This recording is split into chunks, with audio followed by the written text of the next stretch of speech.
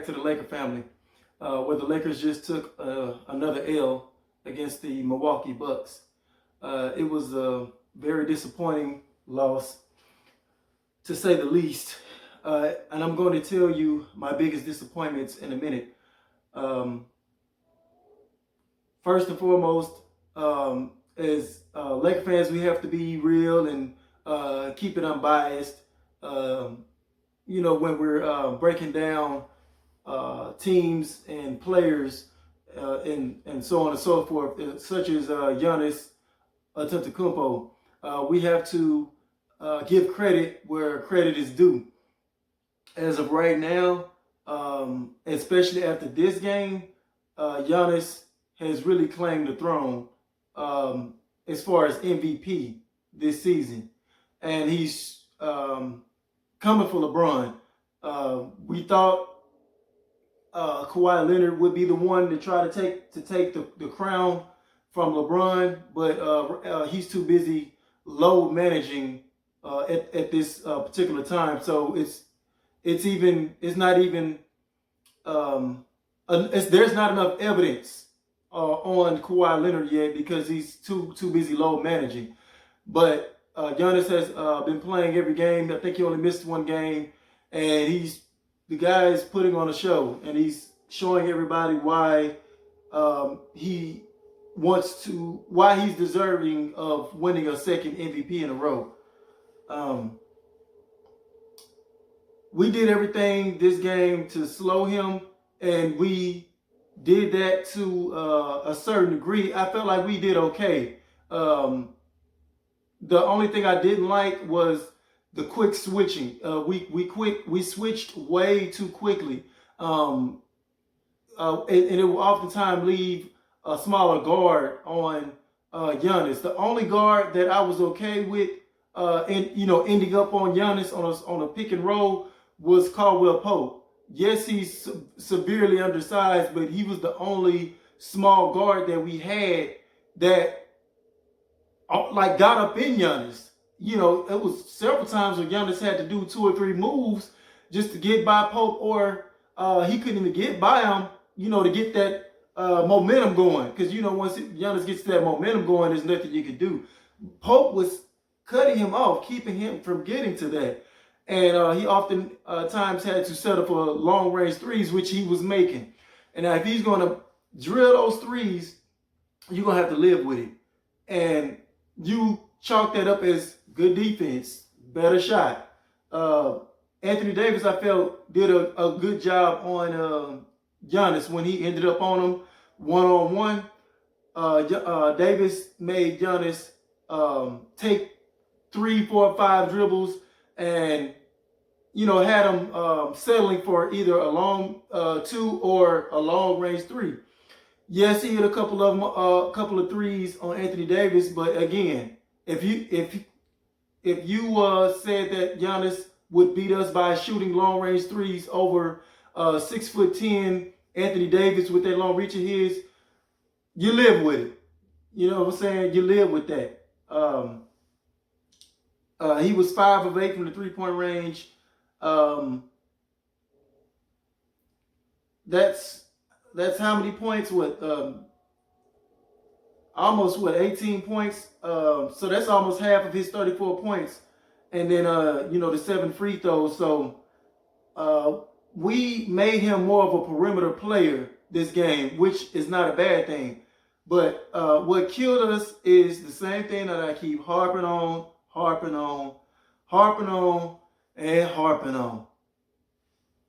We can't win the 3-point game in turnovers.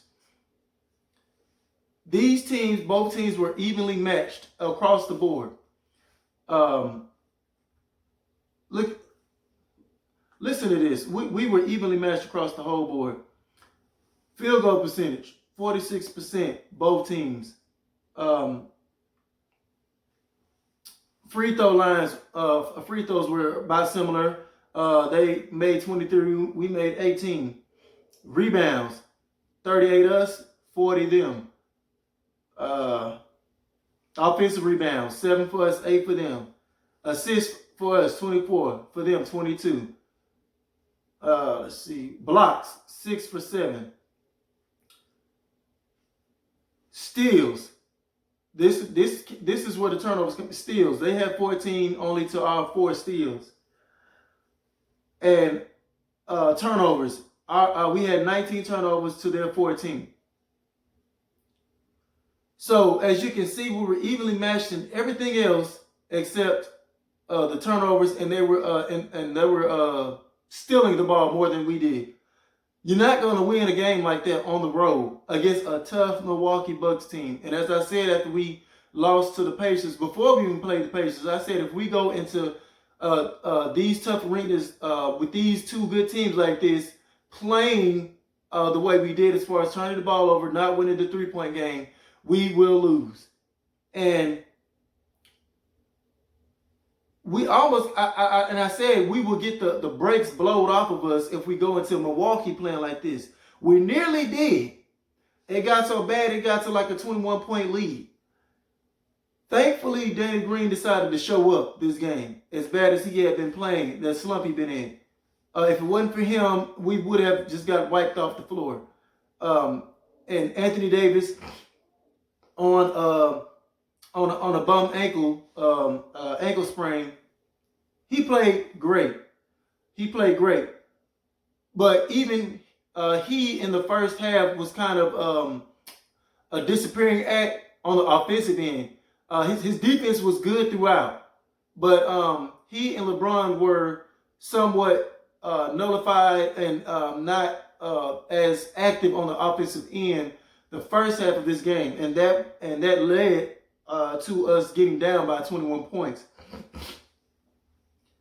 I can't get on Davis that much because he did recuperate and he came out second half and put up beastly numbers to basically he canceled out Giannis. So if Davis cancels out Giannis, that leaves LeBron as our second star to do what you have to do to take over the game. Anthony Davis scored his baskets. Even though Giannis had scored what he scored, Anthony Davis still canceled him out by matching the beastly numbers that Giannis put up. So that leads me to the disappointment of LeBron. This is the second time I've been disappointed in LeBron this season. Like I told y'all, this last game against the Pacers, I gave him a pass because he had been playing at an MVP type of level throughout the whole season. Him and Giannis were kind of nip and tuck, and then Anthony Davis and Luka Doncic started jumping up into the MVP conversation a little bit with him. And you can throw Harden in there as well. But, for the most part, it was either LeBron or Giannis. If you are trying to, you're trying so hard to defend your throne, and if that's not something that you're really worried about, that's fine. Then don't keep posting these tweets about defending the throne or wash king and I'm gonna prove this and I'm gonna prove that. If you don't show up versus somebody that's trying to take your throne, that's the game against the Clippers, he had a chance to just annihilate Kawhi Leonard, put him back in his place, and say, you had your little 15 minutes of fame, but I'm back. You didn't do that against the Clippers. After that, you put on a performance, a hell of a show. Nobody can take that away from you. But then you get to the next person that's trying to take your throne, in Giannis, and you don't do it. You don't even match him. You know what I'm saying? You don't even match the same intensity that Giannis was bringing.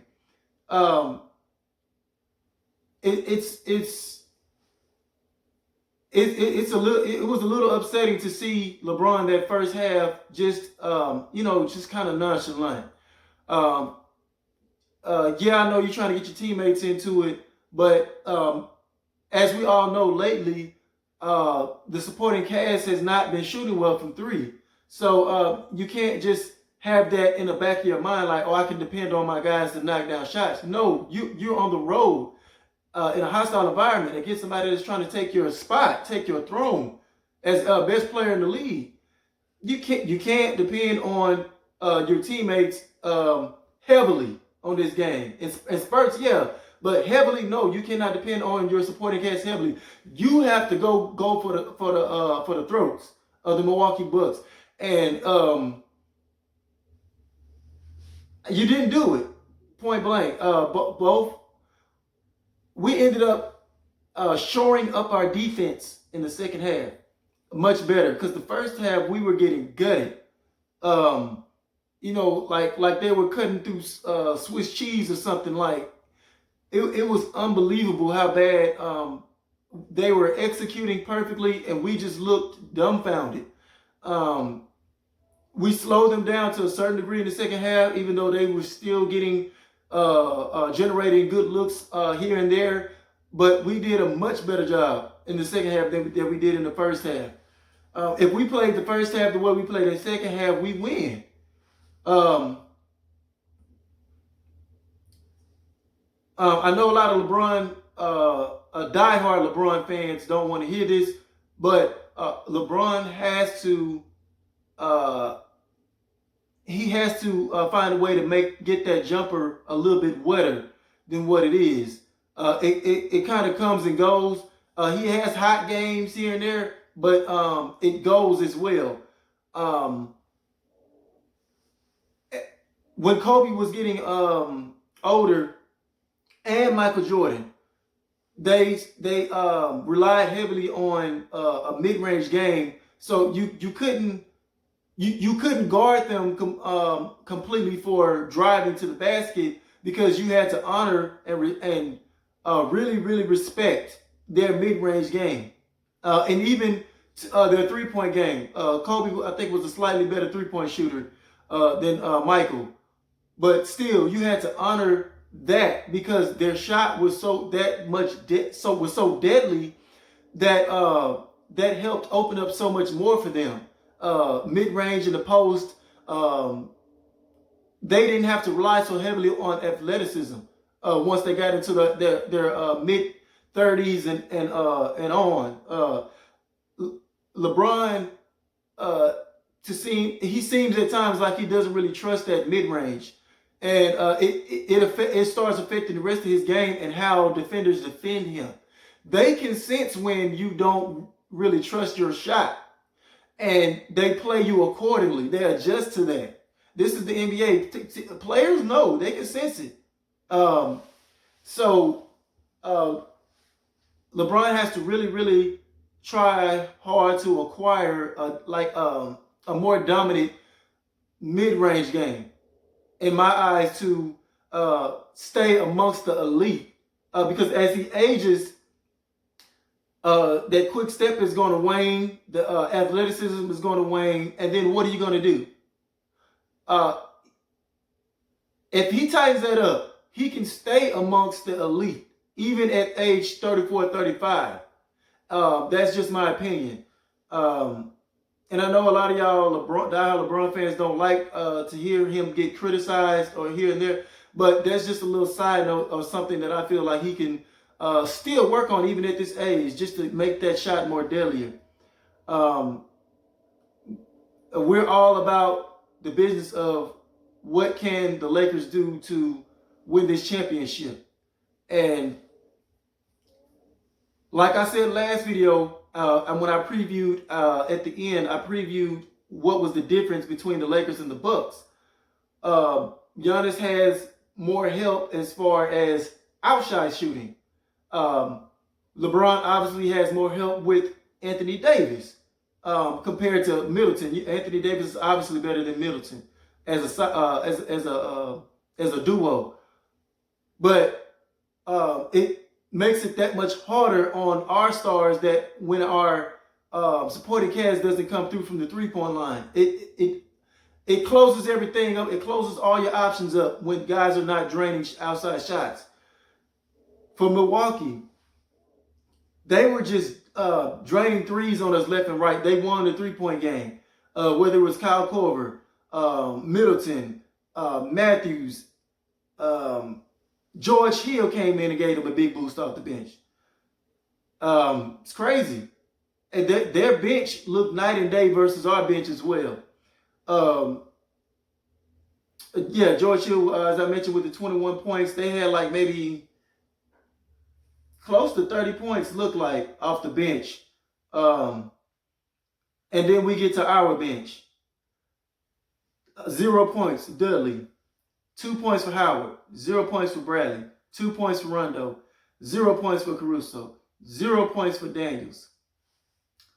And again, Quick Cook didn't play. Y'all see the big difference? We got to do something better. And Kyle Kuzma was surely missed in this game. A healthy Kyle Kuzma was missed in this game. But we have some things we have to work on. It's not going to be as easy as we all thought. So with that being said, we got to get better at these little these nuances in the game, like turnovers and 3-point shooting, even free throw shooting. We have to continue to work on things in this area.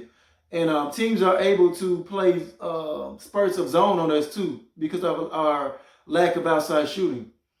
So yes, I'm upset about this. I'll eventually get over it. But let's try to get this next win and start to get back on the winning path. But I think I've covered the bulk of everything. And with that being said, if y'all would like to be a part of the Laker family, like, share, and subscribe. Thank y'all for watching, and I'll see y'all next time. Hey, I got muscles like Superman trainer.